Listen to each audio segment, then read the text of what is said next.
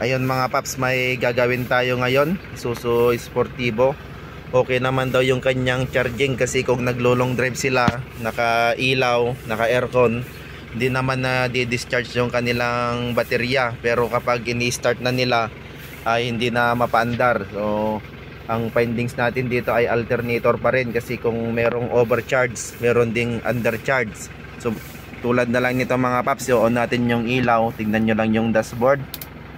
So ayan, na-on na yung ilaw, lumabas na yung kanang battery. So ibig sabihin hindi na nagcha-charge yung ating alternator o kaya undercharge na siya.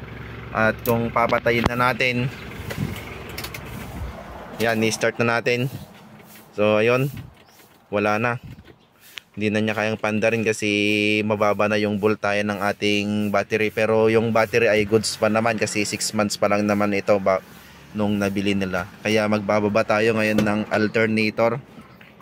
Ang unang gagawin natin dyan ay tatanggalin natin yung terminal ng battery. Pero mas maganda kung tanggalin natin yung buong battery kasi nandito sa part na to yung alternator para mas maluwang tayong gumalaw. At pagkatapos yan ay pwede na tayong magbaklas ng alternator para maibaba. Madali lang naman na tanggalin nito mga paps, ilang tornilyo lang naman ito. So ayan, natanggal na. Yan, na baklas na natin tong alternator mga paps. Na check na natin ito, ng kanyang rotor, stator, IC or rectifier na tinatawag ay okay naman. So itong diode yung tinamaan mga paps. Paano ba tayo nag-check ng diode? Ginagamitan natin ito ng multi-tester, pero kung sa texture pwede din tayo mag-check sa texture nya. Kung mapapansin nyo dito, okay, so ayan, ito sunog yung texture ng kanyang diode dito sa banda ito. So malamang na ito yung may problema, ito yung sira sa diode nya kasi ito yung diode assembly. Pero para mas sigurado, gagamitan natin siya ng multi-tester. Pero na-check na natin to at ito nga yung sunog na diode na to ang sira. So yung orderan natin to ng diode assembly kasi halos same lang sa presyo kapag i-repair natin ito para mas magtagal din yung diode assembly natin. Baka mamaya malapit na palang masira tong isang diode nya, babaklasin na naman ulit natin. So yung orderan natin to ng diode assembly para mas makasigurado tayo. Check natin dito, gamitan natin ng multi-tester. Pupunta natin sa ohms at isi-select natin sa rasa diode. So ayan, ang pag-check nito mga paps ay forward reverse. So bali ganito dito sa kanya. Ayan, dapat sa forward nya walang reading at sa kabaliktaran nya ay may reading. So ayan, 0.05.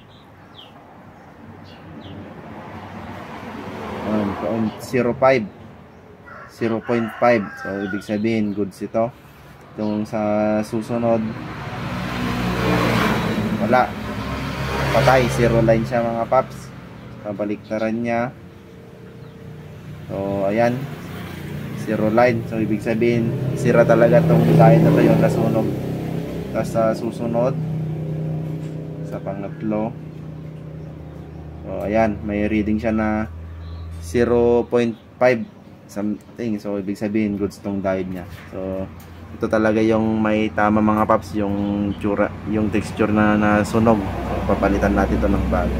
Ayan, at dumating na ngayong in-order natin na diode. In-order natin to sa Shopee worth of 700 pesos. So ito, bali na-check na natin ito at goods naman lahat tong kanyang diode at same din sila sa papalitan natin. Ito, ang gagawin natin yan ay kakabit natin, ihihinang natin dito sa kanyang stator at ikakabit na natin tong bagong diode dito sa stator.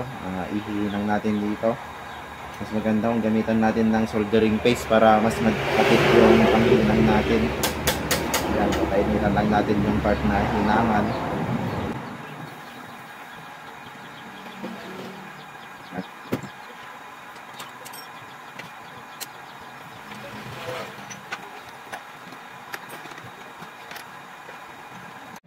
Ayan, at naikabit na natin lahat yung alternator mga paps. Itatry na natin ngayon kung nag-undercharge pa ba siya. So yan yung kanyang battery indicator. Restart na natin. Ayan, kung hindi nawala yung kanyang battery indicator, ibig sabihin hindi pa rin gumagana yung ating alternator. At subukan nating i-load, i-on natin yung kanyang headlight. So ayan, hindi pa rin lumabas yung indicator ng kanyang battery. Ibig sabihin sapat pa rin yung volt na nailalabas ng ating alternator. At i-on din natin yung kanyang aircon. So ayan, hindi pa rin lumabas yung indicator sa battery. Ibig sabihin goods na. At i-check natin ngayon yung kanyang volt, kung ilan pa yung volt na nilalabas ng ating alternator. Ayan, nakailaw tayo. Gamitan natin ng multi-tester para ma-reading natin kung ilan talaga. Medyo blurred lang. Yun mga paps, kung makikita nyo 14 point something. Ayan, medyo blurred lang yung ating multi-tester. Hindi makita yan. 14 point something, ibig sabihin okay na, nagcha-charge na tong ating alternator. So ayun mga paps, ang pinalitan natin dito ay diode assembly.